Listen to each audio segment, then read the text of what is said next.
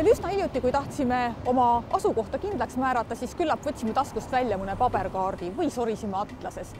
Ja ehkki paberkaardid ei ole ju tegelikult mitte kusagile kadunud, on nende kõrvale tekkinud nii-öelda uue aja kaardid, mis on nagu elus ja kus peal toimuv on nähtav reaalajas. See on valdkond, kus Eesti teadlased ja firmad on maailma tipud. Nüüd on Pariisi, aga siin on juba 5700 inimest praegust on Eiffeli torni kandis. Need värvilised laigud, mis siin jooksma hakkavad, näitavad siis seda, et kuidas need inimesed siit liiguvad ju välja. Sel ajal, kui me siin praegust räägime, nad tulevad, lähevad ja need inimeste arv siin kandis muidugi muutub järjest. Ja siin serva peal me saame vaadata, et kes need inimesed on, kui palju on mehi, naisi, noori, vanu, mis tüüpi telefonid need on ja kust kandist nad on, et kui palju on pariislasi, palju on sisse sõitnud, palju on turiste.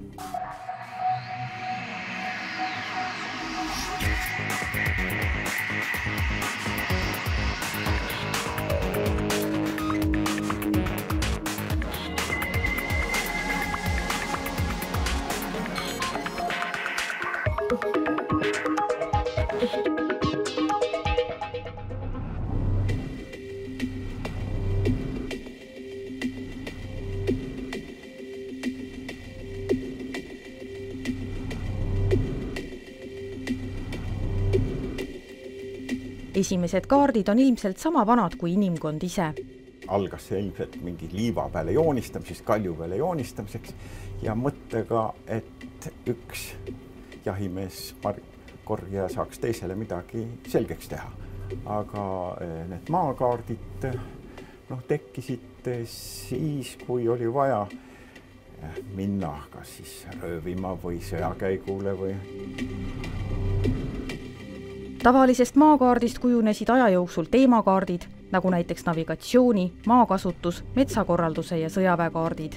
Räägitakse, et paljud kaardid on seotud meil siin nagu Napoleoni sõjakäigu eelsete aegadega ja just siis tekkiski selline mõiste, et see on strateegiline ressurss, strateegiline asi, see kaart ja hakati siis eriti Venemaal neid kaarte salastama. Täna räägime lihtsa paberkaardi asemel kõikvõimalikest nutiseadmetele ja arvutitele leiutatud rakendustest. Maid kaardistavad üha enam satelliidid ning meie asukoha nendel kaartidel näitavad ära meie enda mobiiltelefonid meie taskutes. See on tohutu uute võimaluste ja väljakutsete allikas ja valdkond, kus ka eestlased suudavad maailma parimate seas olla.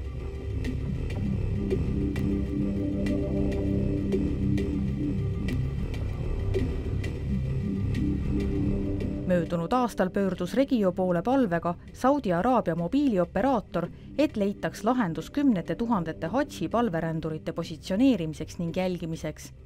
Tellimus esitati vaid 2 nädalat enne palverännakut. Ega neil ei olnudki mitte kuhugile mujale maailmas minna, et sellist lahendust saada. Ükskõik, kes teine tarnija maailmas oleks saanud sellise lähteülesande, oleks pidanud ta seda süsteemi hakkama lööma üsna nullist.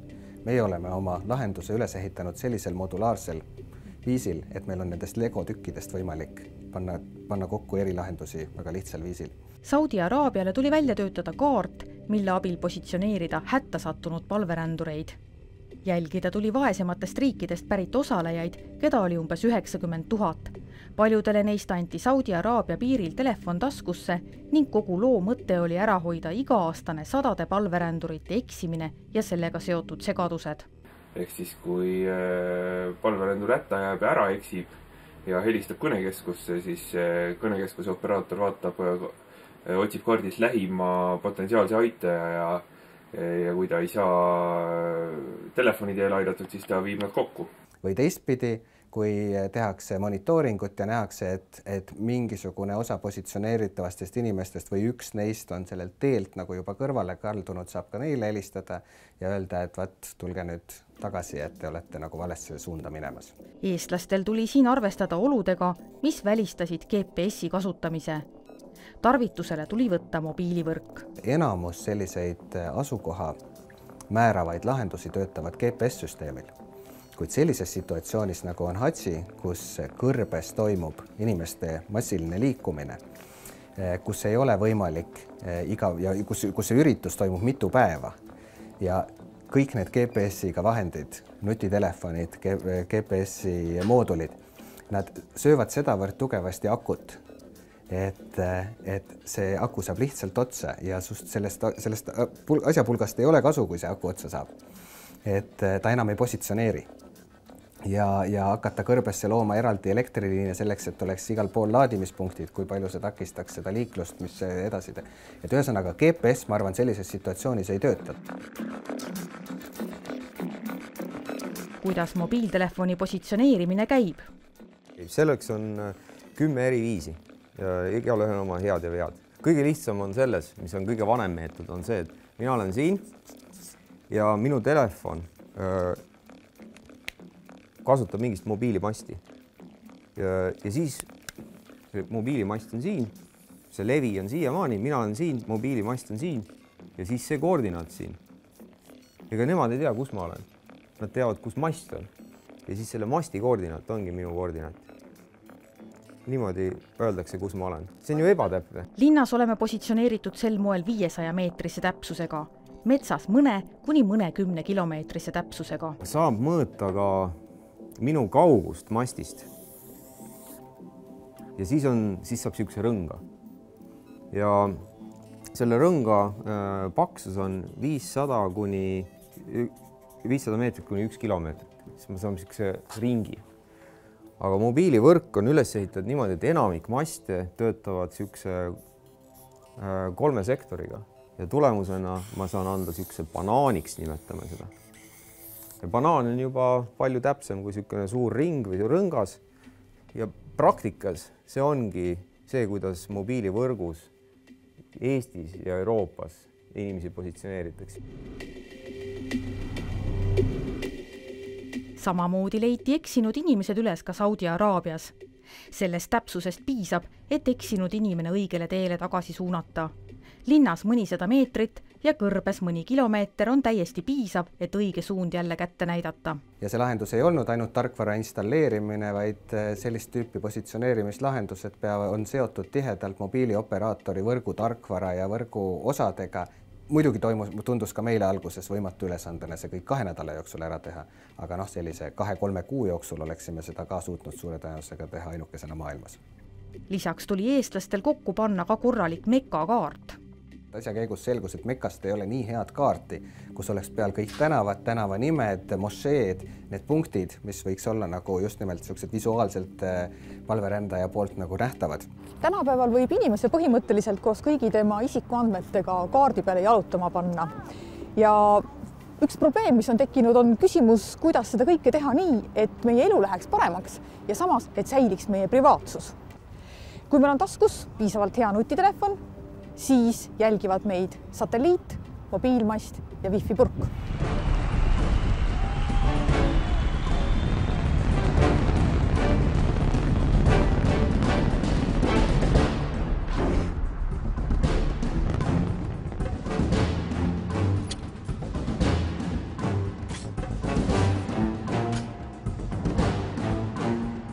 GPS toimub põhimõtteliselt samamoodi, ainult selle erinevusega, et see ei ole maapinnal, vaid on niimoodi ülespoole keeratud. Et siin on satelliit ja mõõdetakse põhimõtteliselt valguse liikumise kiirust sealt kõrgelt minuni siia alla. Ja kui ma ühe saan, siis sellega ei ole midagi teha, sellepärast et see satelliit, ma saan satelliidist kaugusega mitte midagi rohkemat. Kui mul on teine satelliit, siis tekib juba parem, aga jällegi tulemuseks on ainult üks suur pikk joon ümber maakera, kus ma võin olla. Kui me paneme 3. satelliidi, siis selle tulemusena me saaksime teada, kus ma olen, aga veel kõrgust ei saa. Ja ongi niimoodi, kui on 4 satelliiti ja 4 satelliidi kaugus minust on määratud, siis ma saan nii koordinaadi kui kõrguse.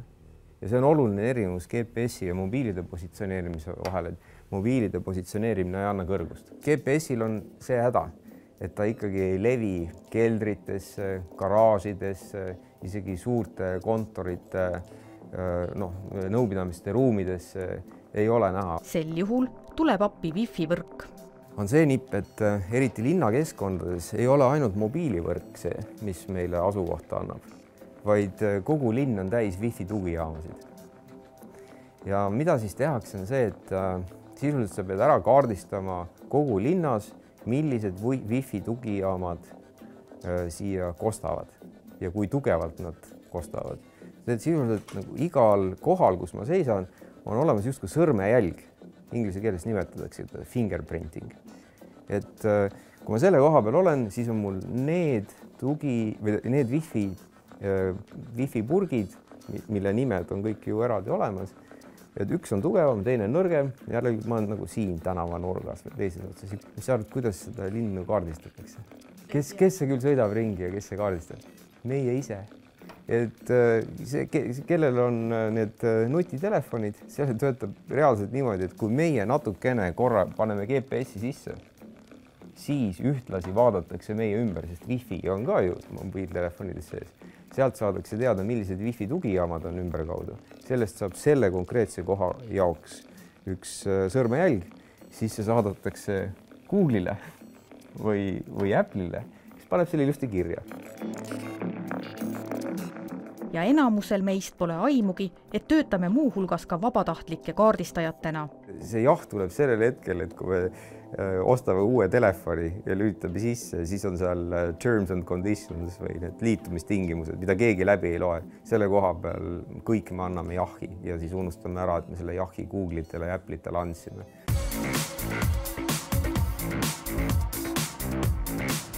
Inimeste gruppide liikumist kaardil jälgib Regio loodud analüütiline programm Demograft.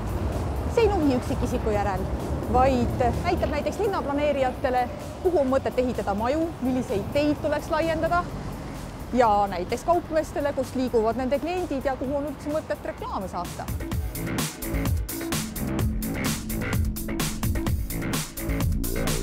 Siin selle ringi läbimõõt on 500 meetrit pandud. See, miks me panime 500 meetrit, on sellepärast, et me ei taha igat inimest jälitada. Me tahame praegu saada suurt pilti, kes siin kandis on ja meid ei huvita, kes nad on, nimeliselt, see pole oluline. Küll aga annab lisaväärtust teadmine, millisesse sotsiaalsesse gruppi nad kuuluvad. On nad täiskasvanud või lapsed, turistid või kohalikud? Kes on väikeste laste vanemad, lasteaiaealiste laste vanemad? Seda on hirmus tüütu reklaamiandjal kätte saada internetis. Pagana keeruline aru saada.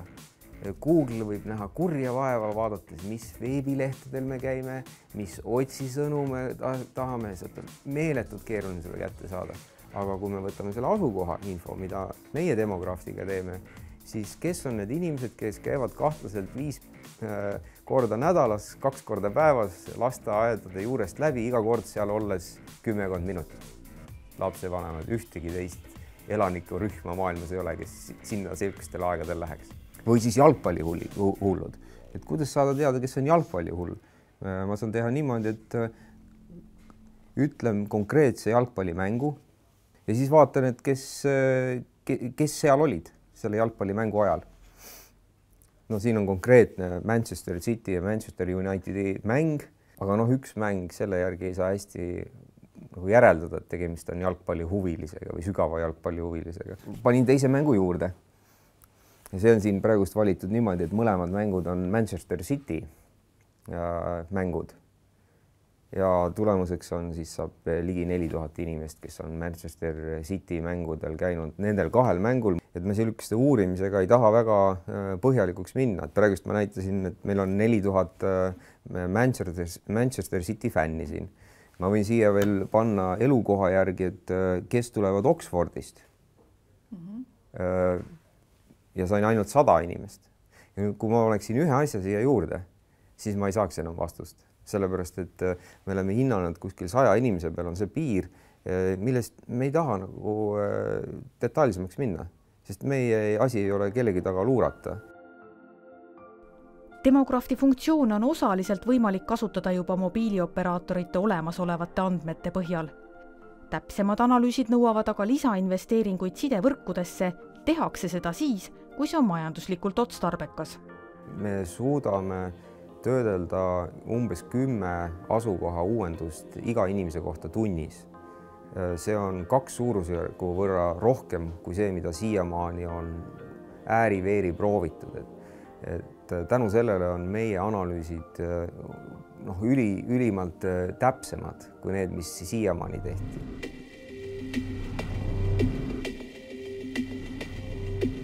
autojuhid kasutavad tänapäeval navigeerimiseks GPS-seadet, mis on muidugi kõva samm edasi võrreldes paberatlasega. Aga ideaalne aktiivne teekaart võiks ju olla selline, kus lisaks asukohale on veel peal ka kõikvõimalikud teeremondid, teele langenud puud, täna toimunud õnnetused, miks mitte ka need põdrad, kes on metsas liiga lähedale tulnud teele. Aga midagi sellist on Regio koostöös Maanteeametiga isegi loomas ja selle asja nimi on Tark tee. Kõik see alguse sellest, et Maanteeametil on väga mitmed sorti andurid maanteedel, kus jookseb informatsioon igapäevaselt, iga tund, iga minut nende baasidesse ja selle projekti raames sai võetud kokku erinevatest allikatest kogu see info ja tsentraliseeritud see kesksesse baasi. Ja see on nende alus selleks, et pakkuda sealt edasi nüüd juba lisades muud informatsiooni, näiteks saad sa teostada punktist A punkti B marsruudi ja siis ta juba arvestab sellega, et ahah, siin on ilmajaama andmetel teeolud sellised, et on nii-öelda must jää tee peal ja ütleb sulle, kui sa oled selle valiku teinud, et palun ära mine nagu Tallinn-Tartu maanteel seda teed mööda, mine teist teed mööda. Ja lisaks sellele statsionaarsete andmete baasile on Maanteeametil päris suur hulk inimesi, kes tegelevad igapäevaselt teedel olevate sündmuste registreerimisega ja kogu see teedel tehtava töö ja tegevuse info on võimalik läbi Targa tee sisestada sellest samasse baasi ja sealt edasi siis välja anda tavakasutajale. Hetkel autojuht tarka teed veel kasutada ei saa, kuna ei ole kuigi tark rooli keerata ja samal ajal arvutis sorida. Et seda infot kasutada, sa pead toksima sisse tarktee.mnt.ee ja siis otsima endale meelepärased punktid ja ütleme, et arvuta mulle teekond, mis siis arvestab kõigi nende pindamistööde ja ilmakaamerate info ja liikluspiirangutega, kus näiteks on tee kinni pandud ja nii edasi. Autojuht seda ilmselgelt ei tee, kui ta autojuhi rooli läheb. Ja seetõttu on praegu mitmeid plaane, kuidas see lünk ületada niimoodi, et selles tavainimese poolt kasutavas navigatsiooniseadmes oleks see sama sisend olemas. Et see on tehniliselt kõik teostatav, küsimus on ainult ajas.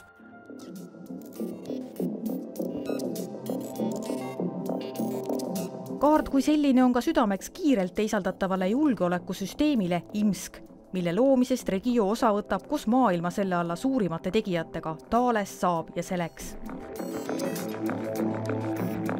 IMSK on tegelikult, akronüüm on tegelikult ingliskeelsest sõnadest tuletatud Integrated Mobile Security Kit, mis eesti keelde panduna võiks tähendada seda, et on kergpaigaldatav süsteem, mis peab olema kiiresti ühes kohas teise tarnitav. Näiteks, et tänapäeval on olemas kõrgesti turvatud süsteemid jalgpallistaadionitel, erinevatel riiklikel hoonetel, majadel, mis iganes sellisel paigal seisval infrastruktuuril.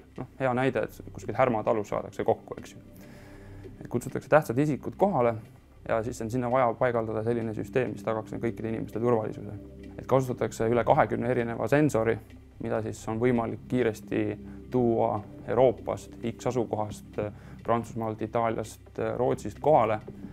Ütleme nii, et 24 tunni jooksul ja see paigaldada siis suvalisse asukohta.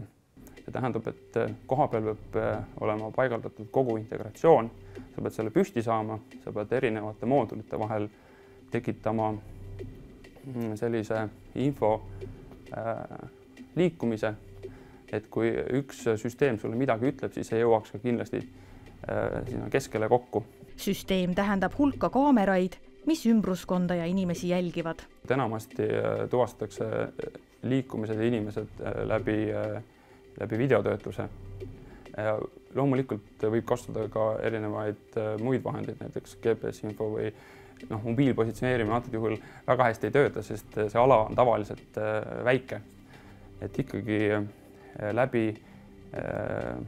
reaalajas jälgimise ja selleks on terve hulk kaameraid üles seatud ja mitte ainult kaamerad tavatähenduses, vaid kaamerad, mis töötavad erineval näiteks lainepikkusel, et sa saaks näha ka näiteks, mis toimub, mitte ainult milline see inimene välja näeb või kas ta on seal, et sa näed ka, kas tal midagi seal riiete all on peidus sellist, mida seal ei tohiks olla. Kuid otsuseid langetava dispetšerini jõuab ainult see pilt, mis on oluline, sest ükski inimene ei jõua korraga jälgida paljusid kaameraid ja pole mingit mõtet tõmmata tema tähelepanu põõsas krabistavale oravale. Ebaolulise info praagib välja arvuti. Tehnoloogilises mõttes on püütud teha niimoodi, et seda teeks võimalikult palju arvuti. Arvuti peab see reeglistik või see andmeanalüüs peab olema nii teravmeelne või kaval, et ta suudab ikkagi öelda, et see hoiatus nüüd oli, las ta jääda sinna. Et kogu selle süsteemi süda ongi see juhtimise kontrollisüsteem, kuhu ühelt poolt peab jõudma iga alamsüsteemi info kohale, kuid teisalt see info ei tohi olla selline, et iga sekund tuleb seal 3 uut alarmi näiteks. Et selle jaoks on sinna vahepeale tekitatud selline integratsioonikiht, kus siis tehakse andmeanalüüsi ja see peaks päädima sellega, et siis sellele konkreetsele isikule, kes istub seal kontrollikeskuses, juhtimiskeskuses, jõuaks ainult oluline informatsioon. Selles infosüsteemis see keskne koht ongi tegelikult ju kaart. Meie olime siis tegelikult selle projekti südames, ehk seal info või kontrolli ja juhtimise keskuses. Meie roll oligi kokku panna see info siis ühele kaardile. See tähendab, et kaart peab olema interaktiivne, ta peab töötama reaalajas, ta peab olema näha, kus on midagi fokusseeritud, millised signaalid või alarmid üles tulevad. Neid peab olema võimalikult vähe ja see peab inimesel olema intuitiivselt hästi arusaadav.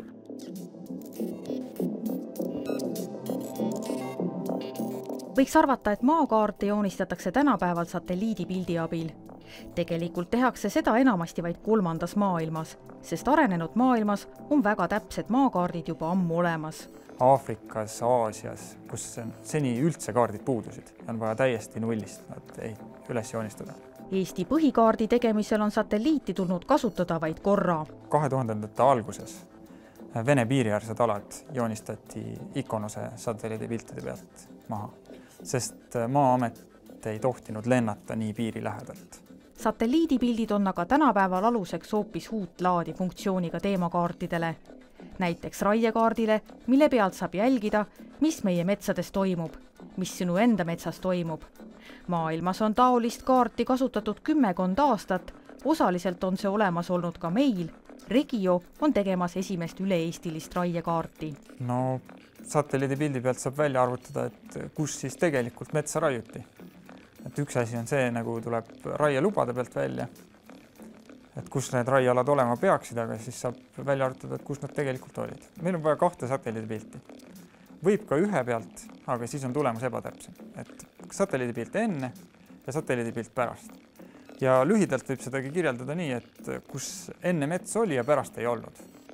See tuleb tõlkida arvude keelde niimoodi, et programm saab programmile selgeks õpetada, et ta näitab meile ära täpselt need alad ja lõpuks tulemuseks on üks vektorkiht, mille saab siis kanda kaardile soovitud kujul. Veel ühe rakendusena pakutakse võimalust satelliidipildi abil kontrollida, kus on heinamaad niidetud, kus mitte. Me saame satelliidipildi pealt väga edukalt välja arvutada, kus tegelikult heina niideti.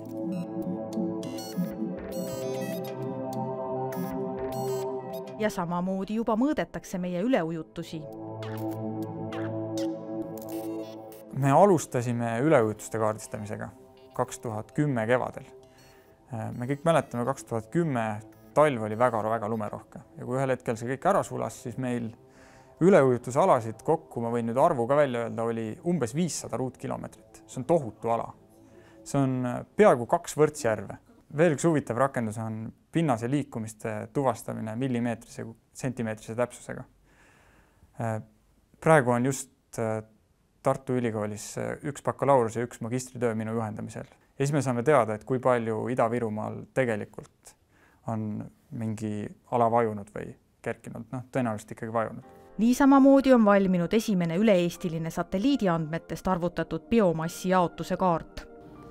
Väga hästi on näha see, et alutaguse metsad on tumerohelisemad oluliselt kui siin Rakvere ümbruse põllumaad.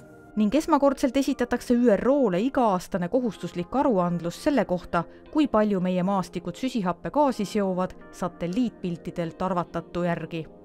Seni on seda tehtud nii, et on rakendatud mingid vaikimisi konstante, et paras vöötmes umbes mets peaks siduma nii mitu tonni aastas. Aga keegi ei ole arvutanud välja, et mis siis tegelikult juhtub. Satelliitseire abil annab välitöid väga palju vähendada. Samas on tingmärkidel põhinevat maakaarti välja vahetamas fotod, mille näideteks on Google'i satelliidikaardid, Street View ja ka külgsuunas lennukilt tehtud fotod. Tegelikult see uue aja kaart praegu on uue aja kaart, 2 aasta pärast on teie auto endiselt pargitud maja ette. Regio 3D Tallinna vanalinnakaart on fotode tegemisest 1 samm edasi. Siin ei ole tegemist lihtsalt üles pildistatud fotodega, vaid hoonete mudelitega, detailsuseni välja joonistatud fassaadidega, võimalusega kangialustes kolada ning majadesse sisse astuda. Ja kui Google'il ei pruugi olla huvi meie kohta käivad Street View'd kuigi tihti uuendada, sest New York tundub palju olulisema paigana, siis Regio teeb seda hea meelega, kuna Baltikumi kohta kogutakse värskeid andmeid igal aastal. Ning Tallinna vanalinna 3D'le on oodata ka järge, mis hõlmab kogu Eestit.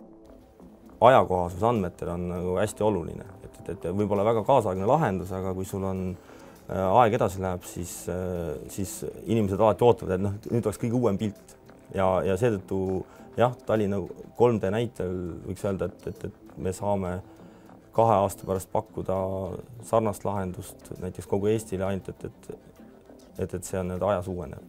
Tõsiasi, et me liigume elektroonilise kaardi suunas, ei muuda ilmselt kunagi päris mõttetuks tavalist paberkaarti. Just tavaline paberkaart on ilmselt see, mis meid ka tulevikus metsast välja aitab, kui telefonil ja taskulambil patakad tühjaks saavad. Patareid ei saa otsa, jah, et võib-olla see taskulamp läheb pimedaks, aga järgmine päev on jälle päike väljas ja saab kaarti lugeda.